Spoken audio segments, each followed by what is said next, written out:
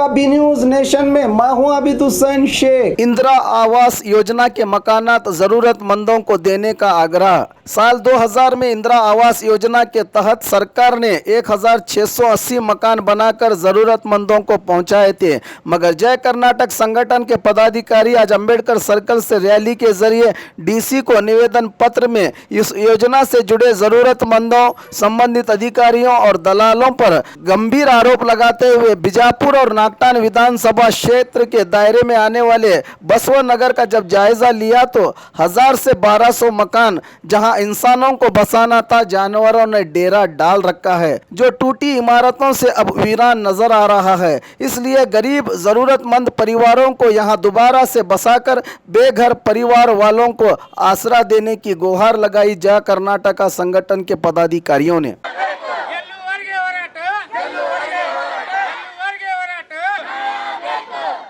ನಿವೇಶನ ಹಂಚಿಕೆಗಾಗಿ ಒತ್ತಾಯ ಮಾಡೋ ಕುರಿತು ನಾವು ಒಂದು ಜಯ ಕರ್ನಾಟಕ ಸಂಘಟನೆಯಿಂದ ಒಂದು ಹೋರಾಟವನ್ನು ಹಮ್ಮಿಕೊಂಡಿದ್ದೀವಿ ಸರ್.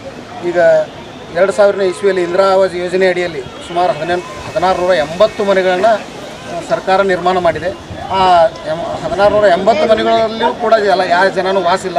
ಒಂದು 200ರಿಂದ 300 ಮನೆಗಳೊಳಗೆ ಮಾತ್ರ ಜನ ವಾಸದಾರ. ಉಳಿದ ಎಲ್ಲ ಮನೆಗಳು ಇವತ್ತು ಸುಸ್ಥಿತಿ ಒಳಗಿಲ್ಲ ಸರ್. ಅವೆಲ್ಲ ಬೀಳುವಂಥ ಹಂತದೊಳಗೆ ಅದಾವ. ಮನೆಯೊಳಗೆ ಗಲೀಜು ಮಾಡುವಂಥ ಮಾಡಿ ನರಕ ಸದೃಶ ಅದನ್ನು ನೋಡಿದರೆ ಇವತ್ತು ಸರ್ಕಾರ ಪ್ರತಿಯೊಬ್ಬರಿಗೂ ಸೂರು ಇರಬೇಕು ಅಂತಕ್ಕಂಥ ಒಂದು ಯೋಚನೆಯನ್ನು ಮಾಡಿಕೊಂಡು ಸಾಕಷ್ಟು ಯೋಜನೆಗಳನ್ನ ಇವತ್ತು ಸರ್ಕಾರ ಏನು ಅನುಷ್ಠಾನ ಮಾಡಿದೆ, ಆ ಸರ್ಕಾರದ ಮಾಡಿರ್ತಕ್ಕಂಥ ಯೋಜನೆ ಇವತ್ತು ಅಲ್ಲಿ ಫಲ ಕೊಟ್ಟಿಲ್ಲ ಸರ್.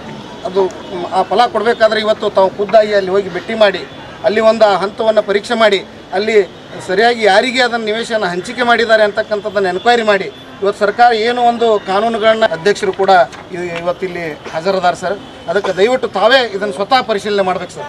ಬಡವರಿಗೆ ಒಂದು ನ್ಯಾಯವನ್ನು ಈಗ ಮನವಿ ಏನು 1680 ಇದು ಮನೆಗಳನ್ನು ಭಾಳ ಹಿಂದೆ ಕಟ್ಟಿದಂಥ ಮನೆಗಳು ಈಗ ಆ್ಯಕ್ಚುಲಿ ಯಾರ್ಯಾರು ಅದರಲ್ಲಿ ಇರಬೇಕಾದವರು ಇಲ್ಲ, ಇದ್ರೂ ಸಹಿತ ಕೆಲವು ಬಿದ್ದು ಹೋಗಿದ್ದಾವೆ.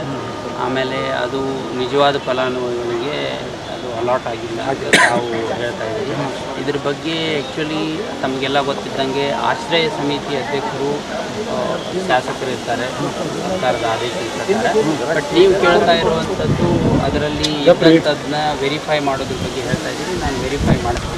ವೆರಿಫೈ ಮಾಡಿಸಿ ಆ ಸಮಿತಿಗೆ ಸಲ್ಲಿಸಬೇಕಾಗ್ತದೆ ವೆರಿಫಿಕೇಷನ್ ರಿಪೋರ್ಟ್. ಅದನ್ನು ನಾನು ಇಮಿಡಿಯೇಟ್ ವೆರಿಫಿಕೇಷನ್ ಮಾಡಿಸಿ ಆ ಸಮಿತಿ ಮುಂದೆ ಮತ್ತೆ ಮಂಡಿಸಕ್ಕೆ ಹೇಳ್ತೀನಿ. ನಾನು ಮತ್ತೆ ಶಾಸಕರ ಜೊತೆ ಮಾತಾಡ್ತೀನಿ. ಸಂಘಟನೆಯ ಜಿಲ್ಲಾ ಅಧ್ಯಕ್ಷ ಬಸಲಿಂಗಪ್ಪ ಕೂಡ ಇಂಗಳಿಗೆ ಮಾತಾಡೋದು. ಈ ಹೋರಾಟದ ಉದ್ದೇಶ ಏನಂದ್ರೆ ಬಸವನಗರದಲ್ಲಿ ಇಂದಿರಾ ಆವಾಸ್ ಯೋಜನೆಯಡಿಯಲ್ಲಿ 1680 ನಿವೇಶನಗಳು 2000 ಇಸ್ವಿಯಲ್ಲಿ ನಿರ್ಮಾಣಗೊಂಡಿರ್ತವೆ. ಅಲ್ಲಿ ಈಗಾಗಲೇ ಒಂದು 200ರಿಂದ 300 ನಿವಾಸಿಗಳು ವಾಸ ಮಾಡಿದ್ದಾರೆ.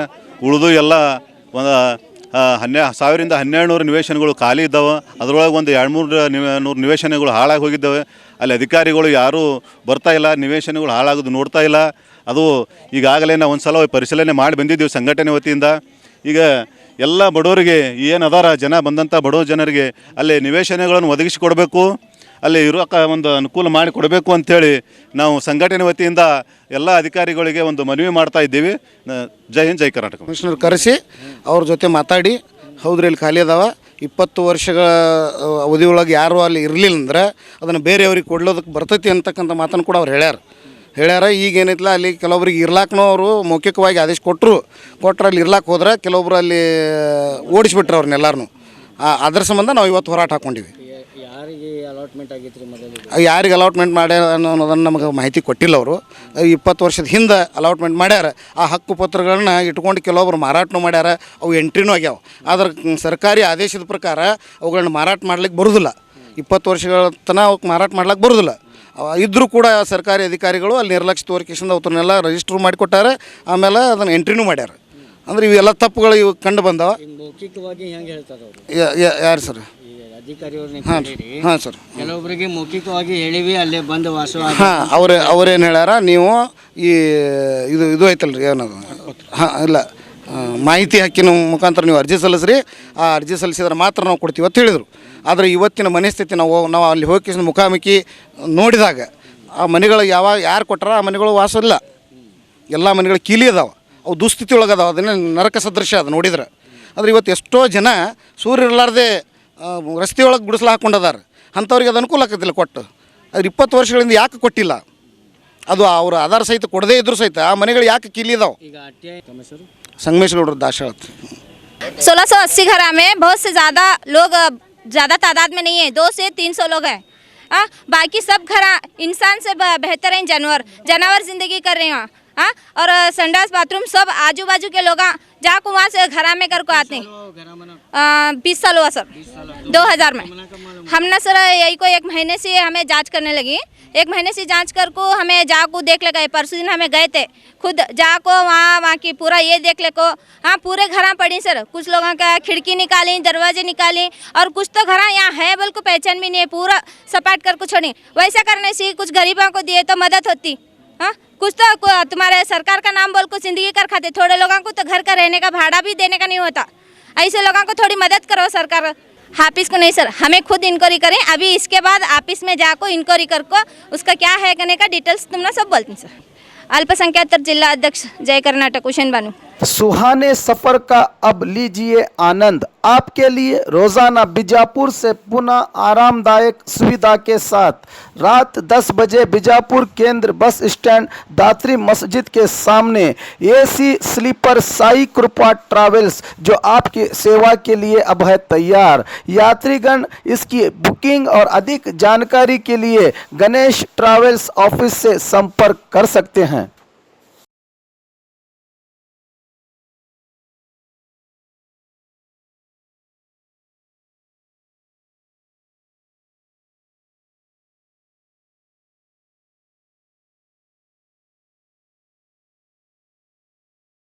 और खबरों के लिए देखते रहिए B news nation. News nation के लेटेस्ट न्यूज़ों को अपने मोबाइल में देखने के लिए यूट्यूब में बी न्यूज नेशन के चैनल के सब्सक्राइब आइकॉन को दबाएं और फिर बेल आइकॉन को दबाने पर आप लेटेस्ट न्यूज़ों को देख सकते हैं।